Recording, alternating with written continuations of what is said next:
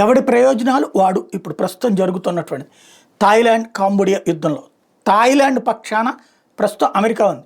దాని దగ్గర F-16 యుద్ధ విమానాలతో పాటుగా అమెరికా ఇచ్చినటువంటి ఆయుధ సామాగ్రి ఉంది. దాంతో థాయిలాండ్ ఓ పక్కన రెడీ అవుతుంది. ఎస్పెషల్లీ దాన్ని బాగా రెచ్చగొడుతుంది అమెరికా.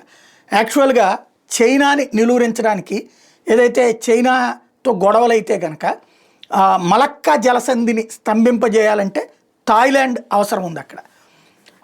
అందుకోసం అని చెప్పేసి అది ప్రోత్సహిస్తుంటుంది. అదే సందర్భంలో ఈ మలక్కాని బైపాస్ చేయడానికి రైల్వే రూట్ అనుకుంటోంది అమెరికా. అది కూడా త్రూ థాయిలాండ్ ద్వారానే నడిచేటటువంటి విషయం. కాబట్టి కాంబోడియాతో యుద్ధాన్ని ప్రోత్సహిస్తుంది అది. At the same time China వచ్చేటప్పటికి కాంబోడియాకి వెనకాల నిలుస్తుంది. కాంబోడియాకి యుద్ధ విమానాలను ఇస్తుంది, కాంబోడియాకి ఆయుధాలు ఇస్తుంది. థాయిలాండ్ని వీక్ చేయాలన్నటువంటి చైనా ప్లానింగ్. చైనా వాళ్ళకి వచ్చేటప్పటికి ఇక్కడ బంగ్లాదేశ్ కావచ్చు, వీళ్ళు కావచ్చు, వీళ్ళిద్దరితో అవసరం ఉంది. ఎస్పెషల్లీ ఈ మూడు ప్రాంతాల్ని కలిపి సాగించాలన్నటువంటి చైనా ఆలోచన.